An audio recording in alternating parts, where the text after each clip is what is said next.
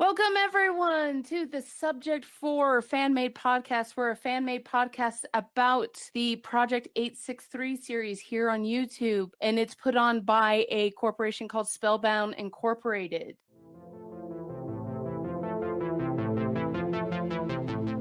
Subject 4.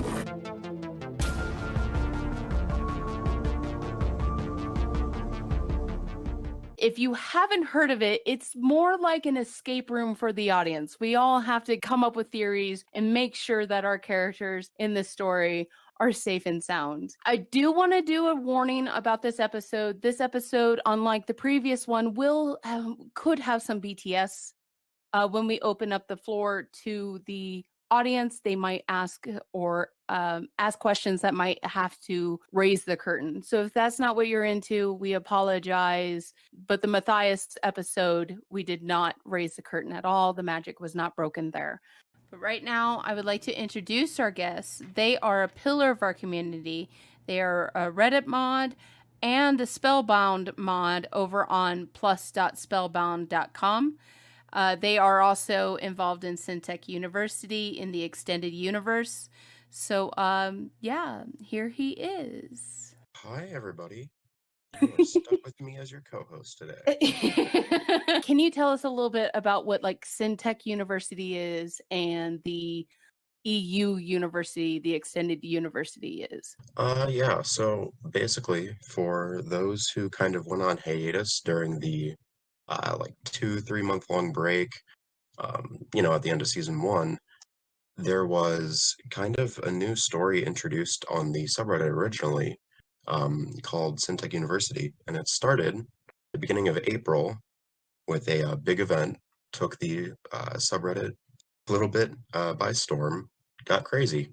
But since then, Syntech University has kind of emerged as one of the prominent stories happening in what we like to call the 863 Extended Universe, which is actually a category on Spellbound Plus. The Extended Universe kind of incorporates stories that are related to Project 863 while not directly tying into those characters and their stories. So with Syntech University, it follows a few different characters. It is based in a different kind of medium. It's told through websites and like news posts as opposed to like YouTube videos. And overall, it's a different kind of story that hopefully you either know about, enjoy, or are planning to get into. So anyone can create a character and add it to the EU universe, correct? Yeah, pretty much. I mean, as long as you have a direction that you have a thought of where to go, then there's no issue with that. That's nice. That's really like so many of the fan fiction writers out there that are creating like original characters in their head. They can actually plug and play into this universe that Matthias has built, but run alongside it and build their own stories. That is like that. I wish I was a writer. Yeah, I mean, essentially, anyone can really do it. And I just kind of realized I forgot to mention, hi, I'm one of the people who works on the Syntech University story, as well as hosts the Extended Universe story on Spellbound Plus. Oh, can you? Some of these listeners out there, the ones that are here for the live recording, and some that are probably listening on other platforms when this podcast gets released. Can you tell us a little bit about what happened on April Fools? Oh, that's complicated. Um, I know. I'm sorry. no, so basically, it's fine. Um, Essentially, April 1st was kind of a big shock for the community. We were about 2 or 3 episodes from the finale of season 1, so everyone was kind of like recuperating from the whole March 5th ordeal, and you know, the subreddit was kind of like still in shock. And all of a sudden, this kind of leak, I guess you could call it a quote unquote leak, came for a website titled syntechuniversity.com. And on it, it had like a D3B bot that you could talk to and get information from. There was like, news articles. There was a book excerpt written by Nelson Cyphus, and um, the subreddit just went crazy for a day. Yeah, And I remember that. basically, a bit of behind the scenes is just that, you know, the break was heard of. Like, we knew that season one was going to have like at least a little bit of a break between seasons, and essentially we were just like, how can we make this fun? Like, how can we keep the community interested? So we did that, and I'd like to think that it worked pretty effectively. I think it did too because a lot of people didn't like they were accepting it as canon, and it. I know me personally, I was a little bit confused, but then I was like, it's April Fool's Day though, so I didn't take it too seriously. And I have to admit, I looked at the website back on April 1st, and I never went back because I always thought it was a prank until I met you guys and I met everyone else who was part of the Syntech University and well, basically the EU atmosphere. And I was all like, oh wow, this is cool. This is like I don't know. It's like building a Sims character and running it around Matthias's playground. Like Yeah, essentially. yeah, it's really interesting. It's really cool and it's really neat. And I'm really happy that you're here so you can better clarify that this is something that's out there. This is something that Matthias himself is really excited for. So Yeah, and like, from April 1st forward, it was basically people seeing like these posts about the actual Syntech University content that we are, putting out. For context, the website on April 1st was like canonically part of the story, like hacked. Like all those references to yeah. the series, to Nelson being like a very egotistical like CEO, like that was in story stuff. So it was really funny from that day forward, seeing like whenever someone would post a discovery about it, just seeing people be like, dude, what are you doing? That's an April Fool's prank. And then just like everyone would move along. Yeah. Like that was pretty funny. Yeah, it just so happened to fall on April Fools, I guess. We were talking to another guy who helped create Syntech University. Me and you were talking to, and I always thought it was just an April Fool's prank, but no, you guys basically caught Matt's stream on building worlds, and you guys built a world. Yeah, I mean, April 1st was kind of just a very opportune time to put it out. We were like, you know what? This could be the day that we stir up the most chaos that we can.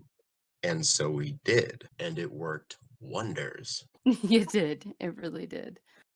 Well, let's go ahead and thank you again for helping me co-host. Mhm. Let's go ahead and jump into the episodes we were talking about. And for the listeners here and the listeners who are listening on other platforms, we are going over episodes 2 and 3 of season 2. Episode 2 was released this past Sunday to kind of catch up the YouTube algorithm. And episode 3 was literally released just a couple hours ago. So the theories that are going to be discussed on episode 3 are going to be very fresh. So that's all Fun. fresh in our minds. Yeah. All right. So I'm going to go ahead and talk about episode 2, kind of give us a refresher on what we saw there. For one, Matthias was correct last week. Woods is alive and they do get him some first aid, but there was blood. Like he did get injured. It wasn't just he got hit in the head and he's all better now. No, there was blood and stuff. They were going back and forth about whether they should go take Woods to the hospital or to go to the coordinates and try to either beat the Phantom there or try to at least catch up to him. One of the things that I was a little depressed about, they did not check Sam's office, which was holding the red serum. And while they were in the car, they discussed that the Phantom could have gotten the serum. They arrive at the location, which is in the middle of nowhere, and there's nowhere to be seen when they drive up. The gate is shut, so that kind of means that the Phantom didn't leave in a hurry, but the gate was shut, and but the padlock was broken. So They get to the spot with the coordinates and see footprints, and there's another hiding spot which is also busted. And they find little orange test strips inside. They put the broken pieces together, and it makes a heart that says DW inside. And the team believes that it is Deb and Wesley, what the DW stands for. They also made the point that they hid the serums together. They were in a relationship. Why does she no longer have contact with Wes? Sam's theory is that Wes broke in and got the serum and not the Phantom. So the person that hit probably Woods upside the head was probably Wes. They go back to the car and find a weird mask cartridges and tubes. And they decide to commit to their break and revamp everything in the studio, the vault, making the war room that we kind of saw glimpses of. And then, so some time has gone by, and Samantha hears the RSD making some weird noises in the vault. They go to investigate, and it says radioactive spike detected. This is not the same thing as the serum detected, and they haven't seen this before. So it was radioactive spike detected and not serum detected. So they go to the big location on a plateau, and they take their Geiger counter out with them, and it maxes out immediately. So we kind of have like a Chernobyl thing going on. The first thing they find is a bunch of red liquid stained on the dirt. Well, they think they don't know if it's red liquid. The first thing they thought was blood, but they don't know what it is, but it does look super fresh. They also find some weird black growth and some radioactive plant. They find a weird chemical barrel in the middle of nowhere with no lid. Woods goes to investigate and finds a cartridge. They get back in the car. Woods gets an email on his phone from John Doe, and they were wondering what they were missing and what caused the radiation. And they don't feel like they have radiation poisoning because they're not tired. They're not sick. They don't feel sunburnt, but they're tired of being one step behind. And the cliffhanger plan, they leak the next set of coordinates to John Doe to stake out the location, and Matthias leaves off saying, "We're going hunting." So that was episode 2 in a nutshell. And I believe, Amon, you got very passionate over season 3. So you have some notes on season 3. Season 3, episode 3. Sorry. I'm so excited about season 3. Yeah, true. I did get really I did get really excited about episode 3. So basically it starts with the crew still toying with the idea of going on the hunt in the war room, and just a little bit of the details that it doesn't really pick up exactly where last episode left off because they're in different clothes, but they're still, grappling with the idea. And, they reflect on their on the past advantages that the Phantoms had, breaking in, stealing coordinates. They do mention that they believe the Phantoms were involved with the radioactive anomaly, or at least Woods made that theory. And then it leads into a discovery that was made on an episode of We Are 863, where they figure out that John Doe's email, the most recent one, was not the same as the one that we saw in season 1. And we also see them discussing various, messaging quirks between what they assume is the Phantom and who they know is John Doe. Stuff like John Doe responding later, not really in a hassle, whereas the Phantom kind of has entitled undertones. He rushes the discussion. He's very on the fence with, emotional stability and stuff. And then Matt says he's tired of, being the hunted. So he wants to go out. He wants to use the new Phantom email that they have as a bait and trap. And, thinks of a plan to use fake coordinates and a fake serum to lure out this Phantom. And the goal is to distract the Phantom, the fake serum location, and plant a tracker on the car while the Phantom is distracted. Basically, team writes up an email draft, doesn't send it yet because they want to wait until they're at the location. And Woods makes a quick dry concrete kind of decoy. And he mentions that it is basically wrapped around a safe. And in the quick dry concrete, he mimicked the D+W heart that we saw in the previous episode. They basically bring a bunch of supplies, such as binoculars, first aid, fire extinguishers, gas masks, the Geiger counter, industrial gloves, a doper note product for some reason. The And then, slingshot for range. yeah, the slingshot for range, they analyze the plan of attack that the Phantom usually goes for when searching for the serums, such like bolt cutters, chain cutters that they used to get through the fence in the previous episode, etc. They talk about a Cybertruck. That's fun. So then they go out, they go drive, they choose an abandoned location that's overgrown so that they have more spots to hide. And basically, Matt's questioning the motives of the Phantom, but they still devise the plan to lure the Phantom away, put a tracker on the car. When they're at the location, they bury the fake serum, and Matt takes the coordinates. They basically prepare themselves for it. Matt does the 10-finger blame game with Woods about dropping the walkie, and this could, spoilers, this could lead into their later argument about, Woods finally having like the last straw, or, finally reaching his breaking point with, the doubt being put on him during an important mission, etc. Then, they split off. Sam and Woods go near the decoy. Matt goes near where he assumes the car is going to be. They send the coordinates. They have a rousing discussion about, snacks that they forgot to bring. And then Phantom shows up in a black car that we suspect to be a Ford Explorer and takes what looks to be what is called a Bon tool hole digger and presumably a shovel out of the back of the car and begins to go to the coordinates. And at that point, Matt realizes the car is parked a lot further away than they expected, but he goes for it anyway when Matt and Woods give them, no, Sam and Woods, when they give him the cue to go.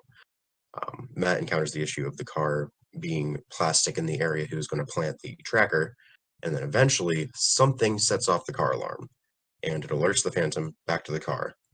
We don't know what exactly set off that car alarm. Might just be like he bumped the door handle and it triggered the alarm, but we don't really know. Basically, Matt flees. The group kind of stows away out of sight as the Phantom drives away. They regroup, go into the Tesla, and they book it to try and follow the Phantom. And during the drive, tensions get really high. Woods and Matt are like debating with each other about where to turn and like how to follow this guy. And Matt convinces the others that they should try cutting off the Phantom because he knows the city roads.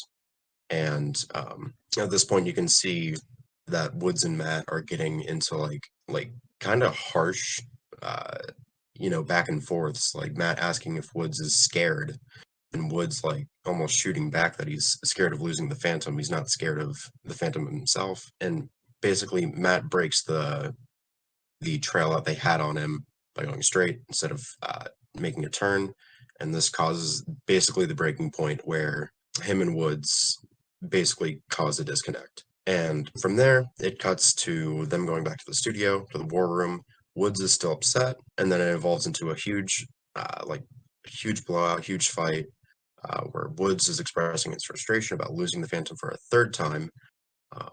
And Matt fails to understand why it took up until now for Woods to suddenly get like so expressively mad. Because it's been a year, and throughout that year he's remained nothing. He's only remained calm. So in a way, Matt almost takes it like Woods had a lack of care up until the point where it personally affected him and he was attacked. That is some speculation, but it also kind of infers. Then Matt explains that he has to take care of the studio, make sure everyone's safe every single day, and basically he presents his case for why he should be upset. Why Woods only getting upset now is kind of ridiculous in his eyes. But then Matt reins them all back in, reminds them that they're all on the same team. Sam asks what the point of the case was, or the chase, after they'd already failed, and Matt reveals that he was able to plant the tracker after all. So, and that's where episode 3 ends. Yep, it was a good episode. It was It was a really very good good. episode. It was and we were talking earlier. Well, me and the other Spellbound mods were talking about the cinematography of it, and it was really good. It was a very good episode. props to the Spellbound team for that. Oh yeah. I'm gonna go to episode 2. Everyone's like, but we want to talk about the new one. But I'm gonna go back to episode 2, and I'm gonna talk about some theories that either myself or I've seen on the Spellbound community. There are a couple of theories out there. So when they are on that plateau with the radioactive stuff, they find 2 flowers. They find, and Woods picks it up. They find a lotus pod flower. That's the weird looking alien thing that he picked up. It was actually the science girls that were here last week identified it as a lotus flower, which is interesting because in Chinese medicine, it is used for nervous disorders, insomnia, cardiovascular diseases, such as hypertension and arrhythmia. So, and the other flower is called a billy ball flower, also known as a cruspedia. And those are native, they are not native to California, they're native to Australia. And all the research I have done, I have not been able to find anything medicinal about them. They're just pretty yellow ball flowers. So, what do you think of them, Amon? The flowers being Well, I there. mean, I think the first one you mentioned, the lotus flower, I think it's very fitting. At least, I'm going to assume this is intentional because, I want to give props where props are due. Basically, I think it's very fitting that the kind of subtitle of this season is "Remember to Breathe." When in like traditionally in Chinese medicine, this was used to overcome like nervous disorders, insomnia, and it's like, well, remember to like take a breather. So I think that's very fitting. Yeah. And in terms of the other one, I don't really have much to say about that. I think it's really weird Yeah. how, a flower that's not native to the area just winds up middle Are of we going to California. Australia? International expansion 863? What? That's It's interesting. crazy. To jump to my next thing, there was something that happened in episode 2. I almost said season again. In episode 2 that caught my attention, and it kind of seems that it didn't really catch a lot of people's attention. It was when they were first in the car going to the location with the Are you Geiger talking about the counter. Mountaineer right now? No, no, Okay, good. no, I'm not. No, not yet. I don't know if they were, but there were some interesting cuts there. There was a close up of when they were talking about how they left the studio and that they had called the paramedics. There's a close up of Matt's ring when he's driving. He's got his hand on the steering wheel and there's a close up of his ring and you can hear an overlay of a siren going on. And it was definitely added from the track. I've asked a couple of people to take a listen to the audio, and they believe that it was added. Case or not, I don't know. But that was an interesting cut, and I remember thinking, okay, this is interesting. The cinematography here is interesting. But then a couple seconds later, there's another cut to nothing. And you're looking out the window. I can tell you it's at like the 23-minute mark, somewhere around there. You're looking out the window and a truck passes by, but that is the only thing you look at and it's brief. I want to say keep an eye on that. Maybe that might mean something, or again, it could be something that happened. It was an accident in when they were editing. So, but I'm not gonna toss it out. I don't like tossing out anything because the smallest thing could be tremendous tons of evidence. So I don't want to toss that out, but it could just be an editing mistake, but we'll never know. In regards to the awkward cut to Matt's ring, you mentioned like the sirens that could faintly be heard, overlaid in the background. Mm-hmm. Talking about the paramedics and how they called the paramedics, not necessarily the police. And this goes back to one of my longest, I guess, loose threads that I still cling to about season one, where the LAPD case, when it exploded and they tried calling the police, it didn't, it still rerouted. So they were like, oh, there must be more of these. And I've seen some theories about how the smoke in the studio from episode 1 of season 2 could be more of those things going off. I don't personally think that, but I think it's interesting how, while talking about calling these officials like paramedics, police, you name it, you hear sirens, which is fitting for the topic. But it also zooms in on Matt's ring, where kind of like the alignment with 863 and kind of the involvement in the whole situation kind of keeps them from, like, it continues to keep them from getting actual help, you Yeah. know? That's obviously entirely speculation, Yeah. and It I it don't it really expect it to be right, but I think it's yeah. interesting.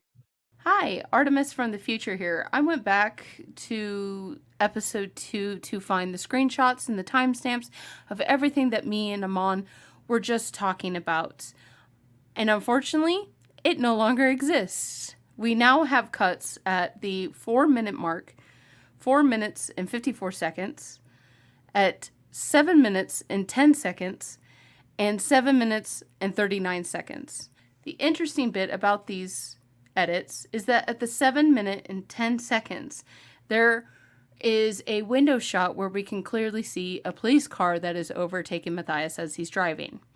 Now, the theory would probably be that they're not including the police involvement. Like Amon has said, that because they are involved with 863, that involving the police right now is out of the question because they're too deep into this investigation and they already have a John Doe, a police detective, already on their side. But going to the police like ordinary people would is out of the question for right now. So, just wanted to bring up these screenshots. Again, it was at a 4 minute 54 seconds. Here's the screenshot. At 7 minutes and 10 seconds, there's the police car. And then 7 minutes and 39 seconds, there is another cut. The cut of Matthias's ring has been completely cut out and it has been re-edited. And for what reason, we have no idea why the Spellbound team has decided to do that. But now it's a piece of history, and we have it documented on the podcast here. But it is an interesting thing, but as of right now, they're no longer in the episodes, and unfortunately, I could not get the screenshots for you. I do apologize, but that's all I can do for right now. And let's continue with the show. Let's talk about the Mountaineer a little bit. Let's talk about the Mountaineer. Let's talk about the Mountaineer. When So are the we not talking about the Mountaineer? there was a Mountaineer towards the end. There was no writing on it, and it did not look beaten up. For those who are listening on YouTube, and the picture will be up here. What is interesting is that the window that was busted on their Mountaineer that they had, that window's rolled down. So could it be the same Mountaineer that somebody's kind of spruced up? I don't know. Or cleaned it off. Like maybe the writing wasn't permanent and the next rain it just washed off. Could have. Yeah, and like my take on that personally Mm-hmm. is that, John Doe did make a point of saying like, oh, there's more than one Mountaineer. You're gonna have to be Yeah. more specific. Like I'll humor that theory.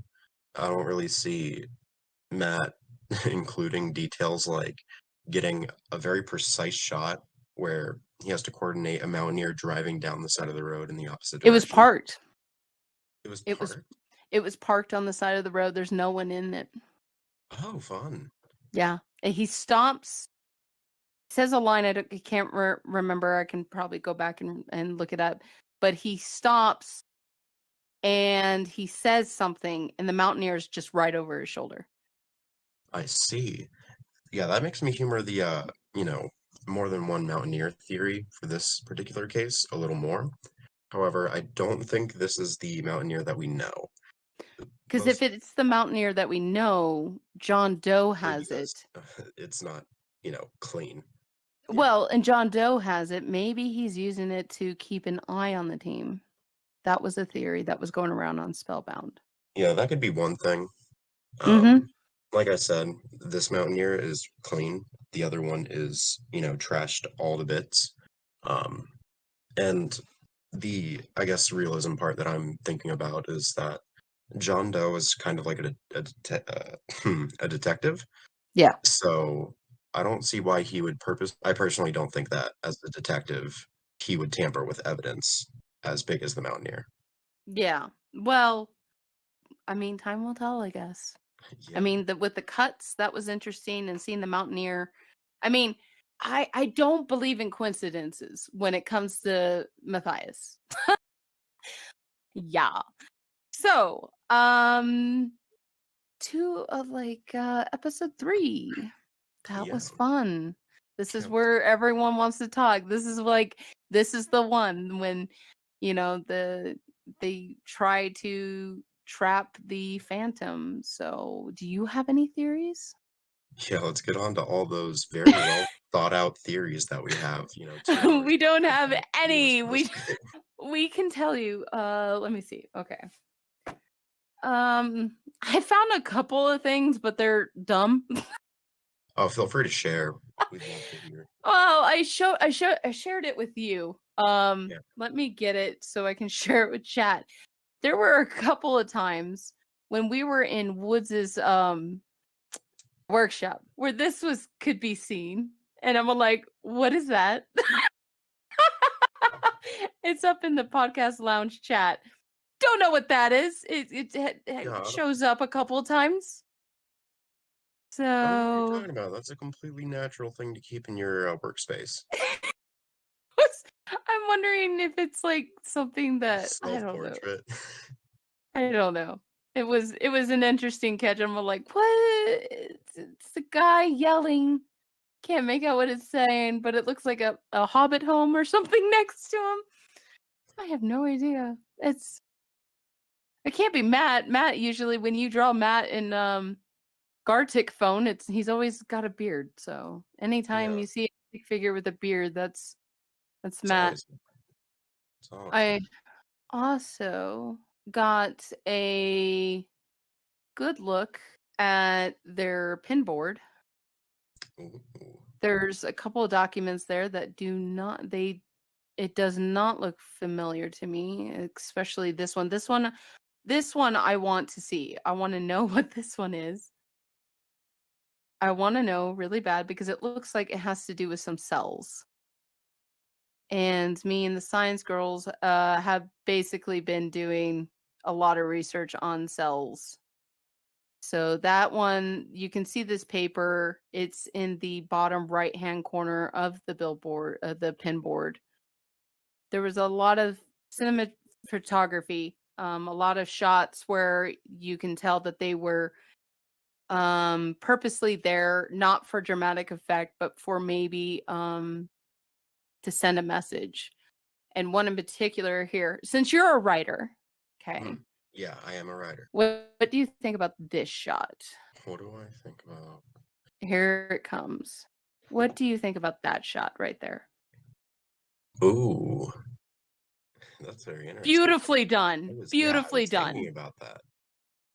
I was thinking about that. I'm gonna spin up something on the spot because Okay. improv is a writer's best friend. Yes. Basically, I think it's very interesting how the lighting is set up. Like in the mirror, you can see the blue light that's in the other side of the room. It's the only light that you can really see in the mirror, whereas, Mm-hmm. not in the mirror, the red light is prominent. And we don't really see Matt's facial expression when it's not from the mirror. So I feel like that could be like a sign of like sheltering, like, true emotions or like Yeah.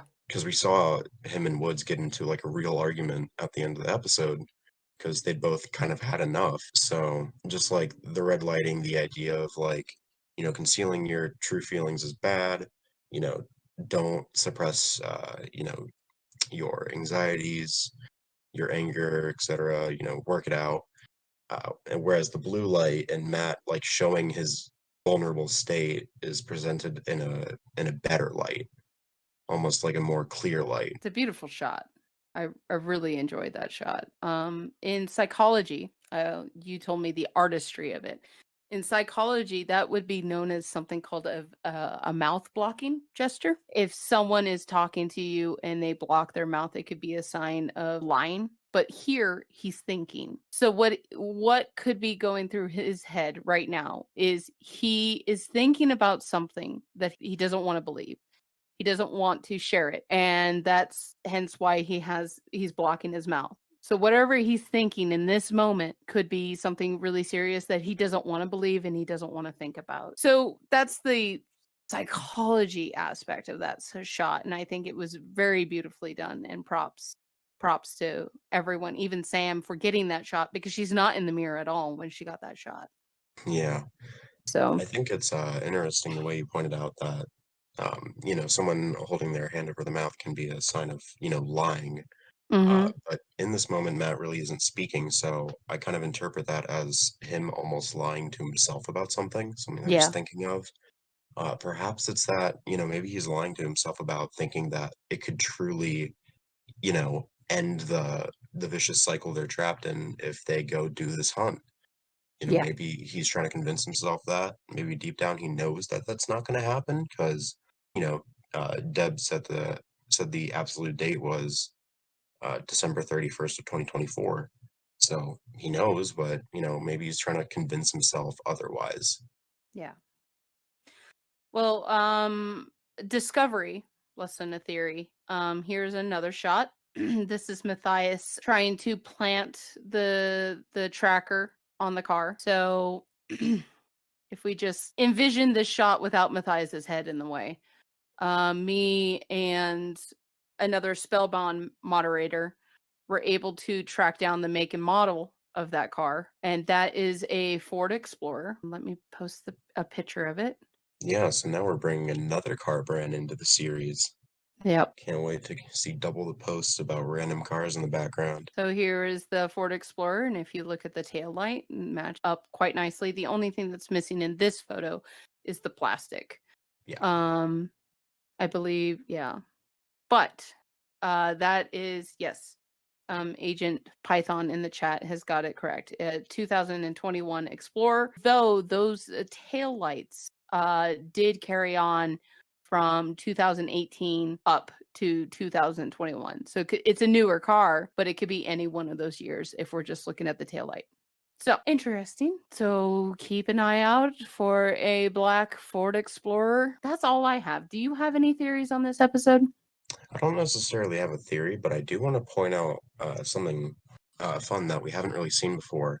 We haven't ever really seen a phantom in the clear daylight. Like we never have. It's either been like in smoke, under a cover of darkness, in a camera, in a dark room. Um, so I think it's very interesting looking at kind of like the outfit that this phantom has, because whenever they did the first stakeout with Woods on the roof and Sam and Matt in the van, we kind of saw that that Phantom only had on like a hoodie, sweats, and like tennis shoes, whereas this Phantom has like a whole getup going. Like Yeah. it's just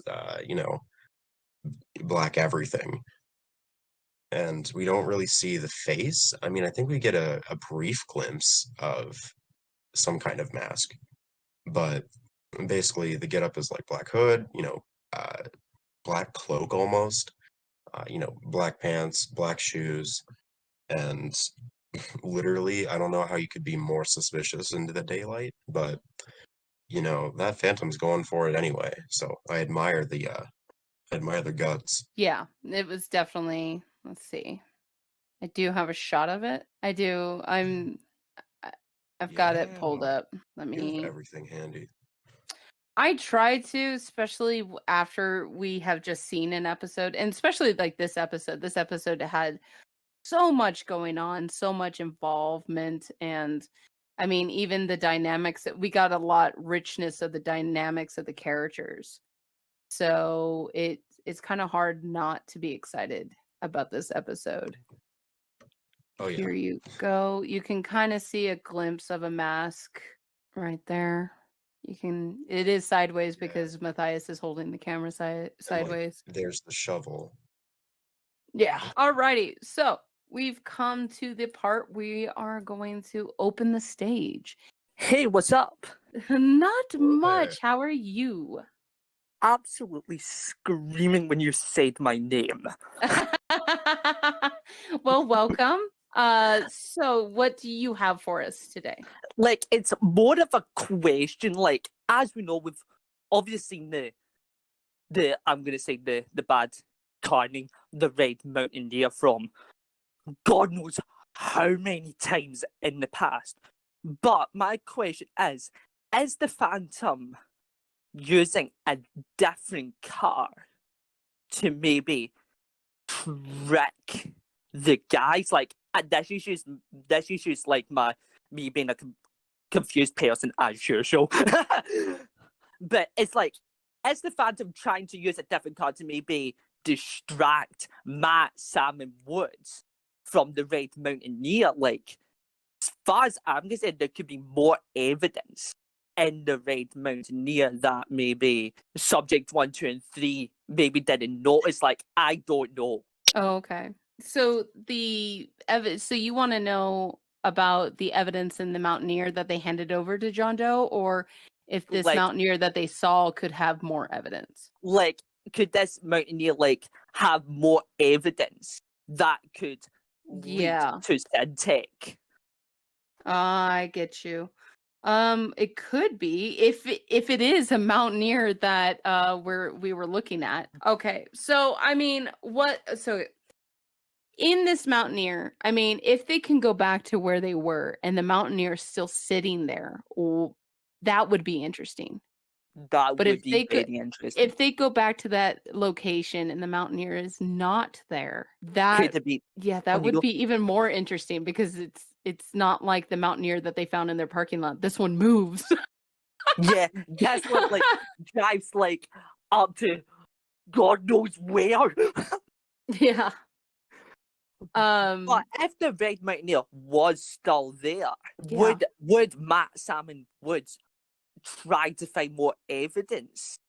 Like, I believe that? they should. I believe they should. They should maybe try and track down the Mountaineer, even though they've got this right now. Yeah. Well, we know the Phantoms aren't driving Mountaineers, right? We just found the Ford Explorer. Yeah, we found that Ford Explorer from the episode being released today on YouTube. Yeah. And then the car chase still was not a Mountaineer. No, it wasn't. It was a silver. I believe it was a silver car. Somebody correct me if I'm wrong. It was a Dodge Journey. Don't quote me on that, but it was a silver like Dodge Journey. So yeah, I mean the least they can do is at least go back because it kind of looked like he was at a T-way stop sign or something like, and he was going to Yeah. turn, and at least they can just go back to that location and just see if that car is still there. So because it Yeah. was parked, I did see that somebody said that it was parked in a parking lot. It was on dirt. It was pulled off on the side, and the window was rolled down. There was no one in the front seat. Emiko, everyone knows Emiko. Emiko is fantastic. He did the album cover artwork, but he pointed out that the Mountaineer that we are seeing in episode 2, it had the plastic trim is slightly browner, and the one that Matthias had was a dark gray. Yeah. So, but again, could be part of the whole fleet of Mountaineers that John Doe mentioned, which is really interesting because we have yet to see a Phantom driving one. So, Yeah. what did John Doe mean by that? So, interesting. but Thank you. it's going to be very interesting. it'll be even more interesting if we see the Phantom driving a version of the Red Mountaineer. Like, that will spark something on Spellbound Yeah. Plus Yeah. completely. Yeah, and definitely if you are listening to this in the future, if you are like screaming at us like, "No, I have a theory," please post it on Spellbound so we can. And when you make a post on Spellbound, please make sure you're putting your topics in. So when you make a post, up at the top of the post, it's going to tell you where they're sending your post. Don't send it Yeah. to Spellbound, send it to 863 topic, either discovery or theory. And then that's where I'm looking. I'm constantly just on the theory section, scrolling through and looking at your guys' post. So, and I've been reaching out. That's how I found the Science Girls. If you want to be on the podcast as a featured guest, like how the Science Girls were with Matthias, I'm looking there and I'm sending DMs to people even as we speak. Like, I'm sending DMs to people like, dude, I really like your theory. Can we bounce off of each other? And, you know, that's how we build even more theories. What do you think, Amon? What do you think about the Red Mountaineer? I think it'd be funny if every Mountaineer came with like a little care package of evidence. I think that'd be That would be funny that they have to just continually give to John Doe. yeah. Aye. All right, thank you so much, Fire Ranger. No, thank you for having me on the stage. Yeah. All right. Thank you. Bye. Yeah. Well, we have a write-in question here, and it is a serious question. Fun. It's not really okay. This is from Blue. Blue's in the chat right now. It says it's Blue. not really a question, but I like to know the opinion of now straining relationships with the main three, especially Matt and Woods. Just because the issue is solved, quotations, and Matt had the tracker in, that doesn't stop the fact that there was strain in the relationship. That both felt attacked and they're lashing out on each other. Also, yeah, and then we'll jump to the next one in a bit. So what do you think about the straining of the relationships with the three? Because even Samantha was a little annoyed at Matthias for going straight and not turning. Yeah, I mean, I really wanted to talk about this and I just forgot about it. Thank you, Blue. Basically, I'm really happy with like the idea of like, yes, thank you very much. I am a forgetful person, so I appreciate that. I think it's really interesting how they're going with the route of internal conflict between the three of them. I don't know if we saw it very much in season one. Like maybe there were just like brief, like maybe things played for jokes about it, such as like Woods dropping the walkie and then like them giving him crap for it later. But like this is like a full blown fight, and I love the idea of internal conflict within the group because it kind of adds a whole nother of like like the saying of like dancing on glass shards, and it's like now they have a whole nother layer to try and avoid because they already have their enemies outside the group. They might want to keep it friendly within too. Yeah, and I think so up until season 2, episode 2, they've been relatively safe. And Woods getting hurt could be putting pressure. It could be putting pressure on the team to kind of question Matthias's leadership in this. Yeah, that's like a whole nother thing. Like with Matthias's lead, it's like you mentioned it the other day, just like as an offhand joke. How Matt's evacuation skills are not to be, taken as a good example Mm-hmm. when it comes to like your building being smoked out. But I really think that it's interesting how they're toying with the dynamic or the idea of like Matt's leadership may not be as solid as we think it is. You know, seeing him make mistakes that the others like, in season one we saw that when they got locked in the safe, none of them blamed Matt for it. now we're actually seeing instances where Matt makes decisions on his own without like the I guess the approval of the other two, and when it leads to poor consequences to We're each other. And I also, think that's great. I mean, we saw it in this episode, episode 3, and we saw it in episode 2. We saw this kind of, well, let's put it this, okay. We saw it in the bathroom when Matthias went to go wash his hands, and we saw the sheer fear and the pressure and the strain that was on him. And then when he noticed that Samantha had followed him and was like, what are we going to do? He had to kind of pick himself back up and go, okay, this is what we're going to do. We're going to take you to the hospital. But then they argued about that for a bit, and they went to the coordinates. And then in episode 3, we see Matthias looking in the mirror. And we kind of get this sense of like what I got, this sense of pressure and the sense of these are his kids, and how is he going to lead this? Yeah. So you can see Matt self-doubting himself in a couple of shots, and now we're seeing the team self-doubt him verbally. And whether Woods feels that Matt is to blame that he got hurt, that's yet to be seen. But it kind of seemed that way, like it was your decision to send me upstairs and I got hurt. So Interesting to see how that, plays out over the next couple episodes. Blue also mentions Matt's plan to rush to the car and chase the car wasn't in anyone's plans. The lack of communication on the team, and I feel like that's going to be their downfall. That's where that they're going to be some issues in the future due to this. So Matt just automatically taking charge and not including the team. Like, he didn't include the team that he put in the tracker. He didn't include the team that they were going to chase after him. He didn't include the team in a lot of things in this. Whether he was just thinking on the fly but it was definitely interesting that he did not include the team until they built up this head of pressure. And then he exposes that, no, I put the tracker on. It's fine. Oh, that was another thing. The beeping.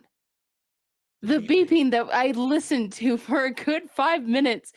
When the team is walking in and we're watching Dad and Daddy fight. God. Shut up. We're watching that fight.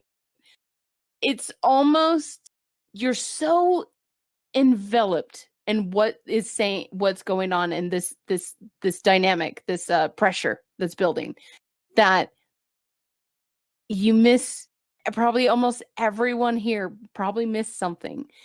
Underneath their conversation, there is a beeping that is not in, I call it the war room. So when they were in the war room in the very beginning of the episode, it was just them talking. But when they walk in and there's this argument between Woods and Matthias, there is a beeping in the background. And I listened to it and I was trying to figure out, what is that? Really quick, this is a short audio clip of what I am talking about. If you have headphones, it is easier to hear it on headphones, but you can hear a medical beeping noise while the guys are talking.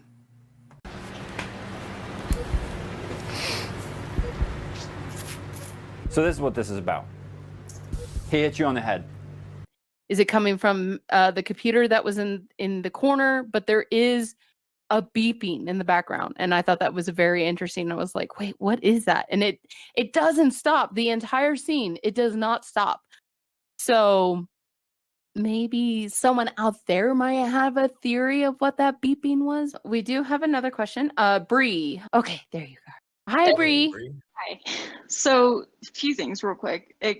This kind of goes back to, I know people don't want to always go back to the second episode, but when you said, Artemis, of like the flowers, Mm-hmm. you're like, oh, maybe we're going to Australia. Yeah. This was talked about back in season 1, I believe, or maybe 0. I'm not sure. But That we're going to go to Australia? Sorry. like Australia, but there was Syntech was international. Yeah. Thought maybe I'd give you that to kind of ponder on. But I mean, and then I mean, I can see that Mr. Kylan, I can never say her name, sorry. She's part of the Science Girls. She's here. She probably has some theories on why would a flower from Australia that has no medical purposes be in that area? It's weird. It's definitely weird, and Fusion. it And could then- be a red herring. Like Matthias loves those too. So Yeah. And then kind of another thing that I remembered too. yes, Amon, you mentioned this of like Me? there's been different like moments where there's been like doubt on Woods. This started back in first season. Oh yeah. Back when like that remember because I think it was Kevin who had put the seed in of doubt that it was Woods' key fob that was used. Oh yeah. So It's like they spent like an episode and a half trying to prove Woods' innocence. mhm. So I definitely think that they're trying to build off of the devil's advocate idea that, maybe Woods is up to something. And I think maybe that's why Matt thought to withhold the information that he put the tracker there. Because, maybe he thinks the only person he can trust is himself. I mean, who knows? there's also to that theory of what happened. I did see this a couple of times on Spellbound, and it could have been in a conversation in the podcast lounge on the Discord here that maybe it was Kevin setting up Woods. Silence. That means people are thinking. So, thoughts? I mean, we saw a lot of that on We Are 863 the other day. Yeah. A lot of Kevin slander and speculation. Mm-hmm. I would love that. I would love for Kevin to be the and he supposedly called the police, but only the paramedics showed up. Kevin's behind it all. So, I don't think it's Woods. There was a time I thought it was Woods because the Phantom and Woods are the same height. And so, but then I don't know. It just the it's just it can't be Woods. It can't be. I'm like, right? If it's Woods, I'll cry, okay?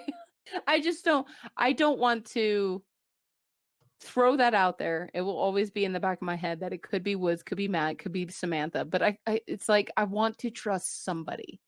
Like there are the other fellow subjects. Subject 1, 2, 3, and then us.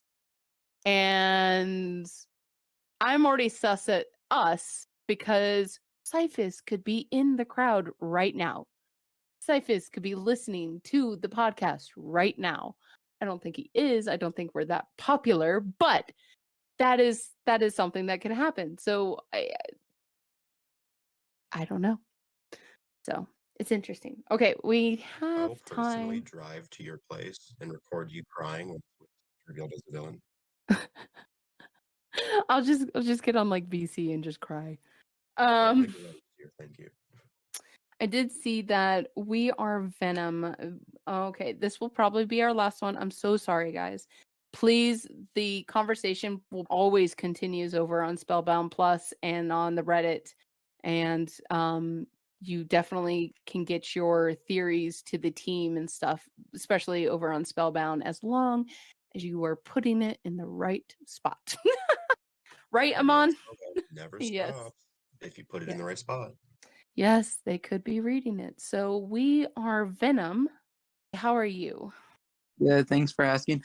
My theory is during season 1, I don't know if you guys saw it, but the same person in today's video was in the both videos today. I don't know if you guys saw that. What was that? The Who? Phantom? Wait, The same person that was in the previous episode and today's episode, sorry, was in the first season, breaking the apple too. yes. Oh yeah, the same disguise. Same disguise. Same Did person. he had the same coat too, didn't he? Yeah, and the same mask from when he broke into High Five Studios. Yes. Oh, yeah. And yeah. So one of the theories is that this could be, I'm going to throw this out there for you, Venom. One of the theories that I've seen is that it could be Wesley. I was like, could it be Deborah, Wesley, or Cyphers? Because one of my friends told me, oh, you should see Matthias. I'm like, who's that? And he explained me everything. I'm like, okay. So I started watching him, and then after that, I saw everything going on. I'm like, okay, this is getting interesting. So I started following along, and then after that, I was shocked because I didn't know what would happen. Yeah. And it can't be Deb. It really cannot be Deb because Deb knows where all these serums are hidden. So she would have no reason to break into their place to steal them. She could just go collect them. So it can't be Deb. Whether it be a phantom that is trying to collect the serum because of a bad experiment that Cyphus did on him, that's yet to be seen. The theory that it could be Wes because of somebody said that usually a phantom would probably have moved or taken a crowbar to that heart with the D plus W on it and just pried it open, but this was smashed. Oh, yeah. So there's kind of a level of emotion behind that. It was definitely it was violent. I think, like you said, it couldn't be Deb or Mm-hmm. I Because think Deb would know exactly where they were and she wouldn't need the team to collect it. Well, she does need the team to collect it, doesn't she? yeah. Weird. But I was about to write off Deb, but now that I just said that, interesting. Yeah. So My also theory is, when did Cyphus or Wesley, thank you, Mhm. when Matthias was evacuating everybody, when did he enter? No one knew where he entered or where he was. Well, Matthias last week, his theory was when he opened that back door, as soon as he opened that back door, he checked around the ground floor and then he went outside. So the phantom could have came in right behind Matthias in the smoke, went right upstairs then. And then our team, then the camera and Samantha and Matthias went upstairs and that's where he was. So the theory is that my theory was that he was still on the roof and I think he's living up in the roof. Matthias believes that he came through the back door. So what do you think? I remember Matthias saying, Woods, can you go check if the computer's fine? Because they found the computer on the server. And then when Matthias tells them to go check, you can actually see Cyphus or the Phantom leaving the room where Woods, when Matthias and Sam found the Phantom, leaving the other room.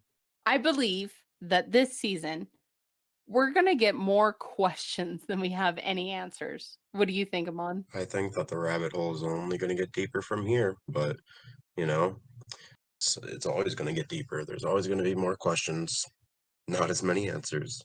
But No, I don't think we're going to get all the answers until when's the projected end date again? December what? December 31st of 2024. 2024, and we're almost done with this year. We're halfway done in this year. Over Yes. halfway done with this year, so It's only July.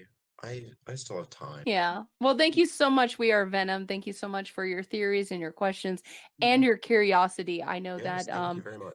yeah, the podcast team, Spellbound team, Matthias himself, he appreciates all the curiosity that you guys bring. Thank you so much.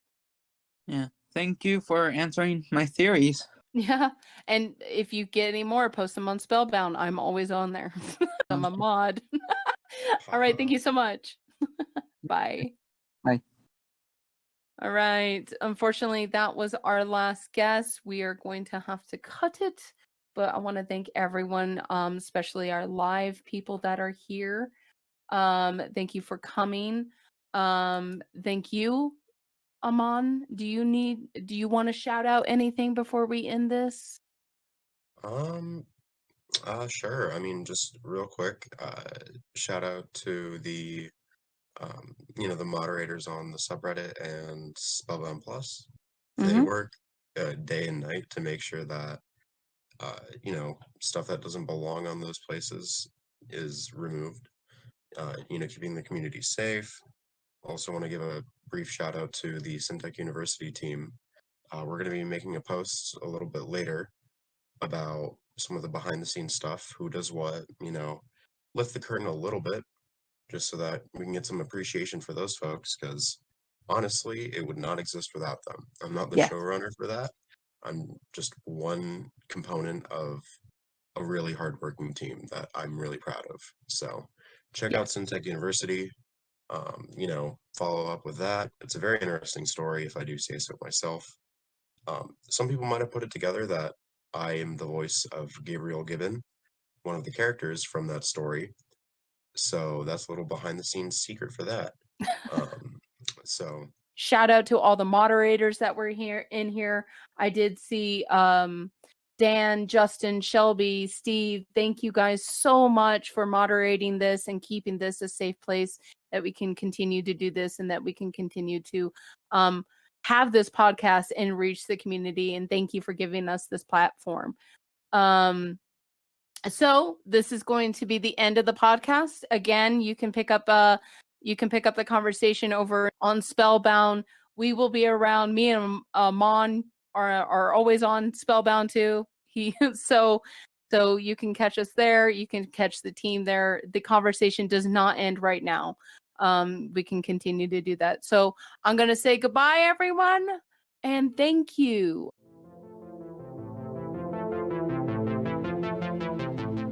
Subject 4.